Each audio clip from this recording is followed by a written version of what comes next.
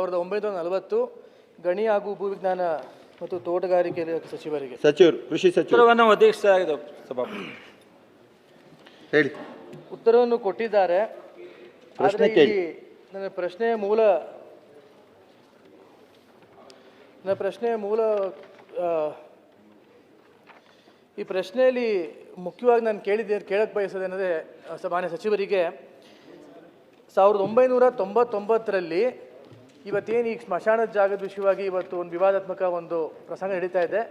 ಅದನ್ನು 1999ರಲ್ಲಿ ಆಗಿನ ತಹಶೀಲ್ದಾರ್ ಆಗ್ಬೋದು ಅಥವಾ DC ಆಗ್ಬೋದು ಆ ಜಾಗನ ರುದ್ರಭೂಮಿ ಅಂತ ಅವರೇ ಸರ್ವೆ ಮಾಡಿ ಅವರೇ RTCಲೂ ಕೂಡ ಮೆನ್ಷನ್ ಆಗಿಬಿಟ್ಟಿದೆ. 1999ರಂತೆ ಈ ಕೆಳಕಂಡ ಎರೆಬೆರೆಕಾವಲು ಗ್ರಾಮದ ಈ ಗ್ರಾಮಸ್ಥರಿಗೆ ಉಪಯೋಗಕ್ಕೆ ಈ ಕೆಳಕಂಡ ಸರ್ವೆ ನಂಬರ್ 83 ಇವತ್ತು ಈ ಬಗ್ಗೆ ಪ್ರಶ್ನೆ ಹಾಕಿದ್ದೀವಿ, ರುದ್ರಭೂಮಿಗೆ ಕಾಯ್ದಿರಿಸಲು ಆದೇಶ ನೀಡಲಾಗಿದೆ ಅಂತ RTCಲಿ ಮುಂಚಿತವಾಗಲೇ ಪ್ರಶ್ನೆ, ಅದು ನನ್ನ ಪ್ರಶ್ನೆ ಆಗಿತ್ತು. ಇವತ್ತು ಈ ಒಂದು ಪರಿಸ್ಥಿತಿಯಲ್ಲಿ ಈಗ ಹೋದ ವರ್ಷ 2025ರಲ್ಲಿ ಈಗ ಬಂದಂಥ ಜಿಲ್ಲಾಧಿಕಾರಿಗಳು ಈ ಒಂದು ರುದ್ರಭೂಮಿ ಜಾಗನ ಕಳ್ಳು ಗಣಿಗಾರಿಕೆಗೆ ಅದು ರಾಯಲ್ಟಿ ಕಲೆಕ್ಟ್ ಮಾಡೋಕ್ಕೆ ಅದನ್ನು ಆದೇಶ ಮಾಡಿದ್ದಾರೆ. ಅದನ್ನು ಹಿಂದೆ RTCಲಿ ಬರ್ತಿದ್ದು ರುದ್ರಭೂಮಿ ಅಂತ, ಇವತ್ತಿನ RTCಲಿ ಬರ್ತಿದ್ದು ಸರ್ಕಾರಿ ಬೀಳು ಅಂತ. ಅಲ್ಲಿಗೆ ಅದಲು ಬದಲು ಮಾಡಿ VAನೂ ಕೂಡ ಅದೇ ರೀತಿ ತಪ್ಪು ರಿಪೋರ್ಟ್ ಕೊಟ್ಟಿದ್ದಾರೆ. TCನೂ ಕೂಡ ಬ್ಲೈಂಡಾಗಿ ಆ ರುದ್ರಭೂಮಿಗೆ ಏನು ಕಾಯ್ದಿರಿಸಿದ ಜಾಗನ ಇವತ್ತು ಕಲ್ಲು ಗಣಿಗಾರಿಕೆಗೆ ಸೀಮಿತವಾಗಿ ಕಲ್ಪಿಸಿದ್ದಾರೆ. ಇಲ್ಲಿ ಮುಖ್ಯವಾಗಿ ನಾನು ಒಂದು ಪ್ರಸ್ತಾಪ ಮಾಡೋಕ್ಕೆ ಬಯಸೋದು, ಸುಮಾರು 12ರಿಂದ 13 ಲೀಸ್ ಹೋಲ್ಡರ್ಸ್ ಇದ್ದಾರೆ ಸುತ್ತಮುತ್ತ ಈ ಒಂದು ಸರ್ವೆ ನಂಬರ್ 83ರಲ್ಲಿ. ಈ ಸರ್ವೆ ನಂಬರ್ 83ರಲ್ಲಿ ಇವತ್ತೇನು ಈ ಸ್ಮಶಾನದ ಜಾಗ ಇದೆ ಅದ್ರ 100 ಮೀಟ್ರ್ ಒಳಗಡೆ ನಾವು ಕಂಟ್ರೋಲ್ ಬ್ಲಾಸ್ಟಿಂಗ್ ಮಾಡ್ಬೋದು ಅಂತ ಇವತ್ತು ಸರ್ಕಾರದ ಒಂದು ಅಧಿನಿಯಮ ಇದೆ. ಆ ನಿಯಮದಂತೆ ಈ 100 ಮೀಟ್ರ್ ಒಳಗಡೆ ಸುಮಾರು 30 ಮನೆಗಳಿದ್ದಾವೆ. ಮುಖ್ಯವಾಗಿ ಒಂದು ಕಟ್ಟೆನೂ ಕೂಡ ಇದೆ, 20 ಮೀಟ್ರ್ ಅಂತರದಲ್ಲಿ ಒಂದು ಕಟ್ಟೆನೂ ಕೂಡ ಇದೆ. ಹಾಗೂ ಎಲ್ಲದಕ್ಕಿಂತ ಮುಖ್ಯವಾಗಿ ಒಂದು ಏನಾಗಬೇಕು ಅಂತ ಸಚಿವರನ್ನ ಕೇಳಿ, ಏನಾಗಬೇಕು ಧೂಳು ಏನು ಸೃಷ್ಟಿ ಆಗ್ತಾ ಇದೆ ಒಂದು 12-13 ಕ್ರಷರ್ಗಳಿಂದ ಅದು ಆರೋಗ್ಯಕ್ಕೆ ಹಾನಿಕರ ಆಗ್ತಾ ಇದೆ. ಆಮೇಲೆ ಒಂದೇ ಅದನ್ನು ಹೇಳ್ತಾ ಇದ್ದೀನಿ, ಸ್ಮಶಾನಕ್ಕೆ ಇವಾಗ ಏನು ಕಾಯ್ದಿರಿಸಿದ ಹಿಂದೆ 1990ನಲ್ಲಿ RTCಲಿ ಬರ್ತಾ ಇದೆ, ಅದನ್ನು ಬೇರೆ ಜಾಗ ತೋರಿಸ್ತೀವಿ ಅಂತ ಇವಾಗಿನ ಕಂದಾಯ ಇಲಾಖೆ ಅದ್ರ ಬಗ್ಗೆ ಒಂದು ಅಸ್ಪಷ್ಟತೆ ತೋರಿಸಿದೆ ಅಂತ ಹೇಳಕ್ಕೆ ಬಯಸ್ತೀನಿ. ಹೇಳಿ.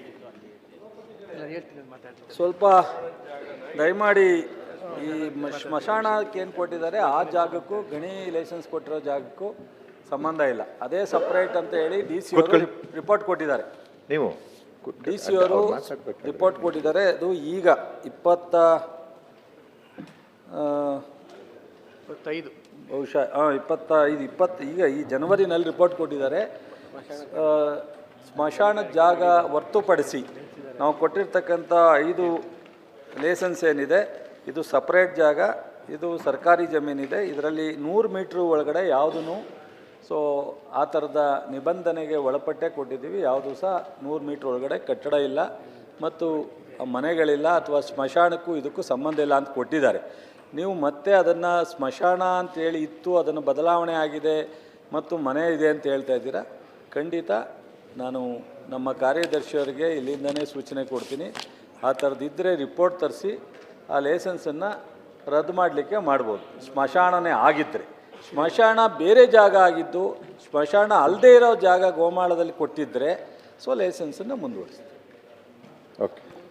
ಈಗ ಸ್ಥಳೀಯ ಗ್ರಾಮಸ್ಥರು ರೀಸೆಂಟಾಗಿ ಒಂದು ದೂರು ಅರ್ಜಿ ಕೊಟ್ಟಿದ್ದಾರೆ. ಆ ದೂರು ಅರ್ಜಿಯಲ್ಲಿ 2-3 ಸುತ್ತಮುತ್ತಲ ಗ್ರಾಮಸ್ಥರೆಲ್ಲ ಸೇರಿ ಕೊಟ್ಟಿದ್ದಾರೆ. ಅವ್ರು ಏನು ಹೇಳ್ತಾರೆ, ನಾವು ಇದೇ ಜಾಗದಲ್ಲಿ ಸ್ಮಶಾನ ಇತ್ತು, ಅದಕ್ಕೆ ಅಗತ್ಯವಾದ ದಾಖಲಾತಿಗಳೆಲ್ಲ ಇದ್ದಾವೆ, ಆ ಜಾಗನ ಉಳಿಸ್ಕೊಡಿ, ಅದಕ್ಕೆ ಯಾವುದೇ ರೀತಿ ನಾವು ಕಲ್ಲು ಗಣಿಗಾರಿಕೆ ನಾವು ಅಲೋ ಮಾಡಲ್ಲ ಅಂತ ಹೇಳ್ತಾರೆ. ಬಟ್ ಇಲ್ಲಿ ನಡೆದಿರೋದು ನಿಮ್ಮ ಇಲಾಖೆಗಿಂತ ಹೆಚ್ಚಾಗಿ ಕಂದಾಯ ಇಲಾಖೆಯಿಂದ ಇವತ್ತು ಈ ಒಂದು ಕ್ಲಾರಿಫಿಕೇಷನ್ ಬೇಕಾಗಿದೆ.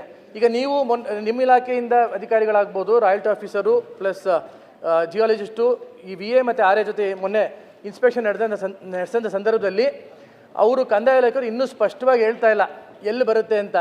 ಈಗ ಅವರೊಂದು ಕುತಂತ್ರ ಮಾಡ್ತಾ ಇದ್ದಾರೆ, ಬೇರೆ ಕಡೆ ತೋರಿಸೋ ಸ್ಮಶಾನನ ಅಂತ. ಬಟ್ ಅದೇ ಸ್ಥಳೀಯವಾದ ಗ್ರಾಮಸ್ಥರಿಗೆ ಅದು ಇಲ್ಲ, ನಾವು ಅದೇ ಜಾಗ ನಾವು ಹಿಂದೆ ಪೂರ್ವಜರ ಕಾಲದಿಂದನೂ ಅಲ್ಲೇ ಸ್ಮಶಾನ ಇರೋದು, ಅಲ್ಲೇ ರುದ್ರಭೂಮಿ ಇರೋದು, ನಾವು ಅದು ಯಾವುದೇ ಕಾರಣಕ್ಕೂ ಬಿಟ್ಕೊಡಲ್ಲ ಅಂತ ಅವರು ಪ್ರತಿಪಾದಿಸ್ತಾ ಇದ್ದಾರೆ. ಜಾಯಿಂಟ್ ಸರ್ವೆ ಮಾಡಿಸಿ ಆ ಥರದ ವ್ಯತ್ಯಾಸ ಇದ್ರೆ ಕಾನೂನಾತ್ಮಕವಾಗಿ ಏನು ಅದಕ್ಕೆ ಮಾಡ್ಬೋದು ಅದನ್ನ ಮಾಡಿಸಿ. ಕೊನೆ ಸಣ್ಣ ಉಪ ಪ್ರಶ್ನೆ, ಈಗ ಕಂದಾಯ ಇಲಾಖೆಯವರು ಹೌದು ತಪ್ಪು ಮಾಡಿದ್ದೀನಿ ಅಂತ ನಾವೆಲ್ಲ ಒಪ್ಕೊತೀವಿ. ಆದರೆ ಈ ಫಾರಮ್ ಎಸ್ಸಲ್ಲಿ ಆ ಜಿಯಾಲಜಿಸ್ಟ್ ಅಥವಾ ರಾಯಲ್ಟಿ ಆಫೀಸರ್ ಇಬ್ಬರಲ್ಲೊಬ್ಬರು ಅವರೇ ಬರೀಬೇಕು. ಜಿಯಾಲಜಿಸ್ಟೇ ಮೇಯ್ನಾಗಿ ಮೆನ್ಷನ್ ಮಾಡಬೇಕು ಎಲ್ಲಿ ಏನು ಬರುತ್ತೆ. 100 ಮೀಟರ್ ಅಂತರದಲ್ಲಿ ಕಂಟ್ರೋಲ್ ಬ್ಲಾಸ್ಟಿಂಗ್ ಅದೇನು ನಿಯಮ ಇದೆ ಅದರೊಳಗಡೆ ಕಟ್ಟೆ ಬರುತ್ತಾ ಅಥವಾ ಮನೆಗಳು ಬರುತ್ತಾ ಅಂತ. ಅದರಲ್ಲಿ ನಿಮ್ಮ ಜಿಯಾಲಜಿಸ್ಟ್ ಕೂಡ ತಪ್ಪು ಮಾಡಿದ್ದಾರೆ. ಏನು ಹಿರಿಯ ಜಿಯಾಲಜಿಸ್ಟ್ ಆಗ್ಬೋದು ಅಥವಾ ಡಿ ಸಿಗೆ ಆಗ್ಬೋದು ರಿಪೋರ್ಟ್ ಕೊಟ್ಟಿದ್ದಾರೆ. ಆ ಫಾರಮ್ ಎಸ್ಸಲ್ಲೂ ಕೂಡ ತಪ್ಪು ಮಾಡಿದ್ದಾರೆ. ಅದ್ರ ಬಗ್ಗೆ ಏನಾದ್ರು ಒಂದು ಕ್ರಮ ತಗೋಬೇಕು. ಈಗ ಅವ್ರು ಬೇಕು ಅಂತ ಟ್ರಾನ್ಸ್ಫರ್ ಆಗಿ ಹೋಗಿದ್ದಾರೆ, ಕೈ ಕಟ್ತಾ ಬಂತು ಅಂದ್ಬಿಟ್ಟು ಅವ್ರು ಟ್ರಾನ್ಸ್ಫರ್ ಆಗಿ ಹೋಗಿದ್ದಾರೆ. ಸಚಿವರು ಹೇಳ್ಬಿಡಿ ಅದನ್ನೇನು ಮಾಡ್ತೀರಿ ಅಂತ. ಸ್ಪಷ್ಟವಾಗಿ ನಮಗೆ ರಿಪೋರ್ಟು ಸಪ್ರೇಟ್ ಇದೆ ಅಂತ ಹೇಳಿದ್ದಾರೆ. ಆಯ್ತು, ತಾವೇ ಸ್ಥಳೀಯ ವಿಧಾನ ಪರಿಷತ್ತಿನ ಸದಸ್ಯರಾಗಿ ಭಾಳ ಗಂಭೀರವಾಗಿ ಹೇಳ್ತಾ ಇರೋದ್ರಿಂದ ನಾವು ಡಿ ಸಿ ಅವರಿಗೆ ಸೂಚನೆ ಕೊಟ್ಟು ರೀಸರ್ವೆ ಮಾಡಿಸಿ ಏನಾದ್ರು ಆ ಥರ ಇದ್ದರೆ ಸರಿಪಡಿಸ್ತೀವಿ. ಓಕೆ, ಭಾರತಿ ಶೆಟ್ರು.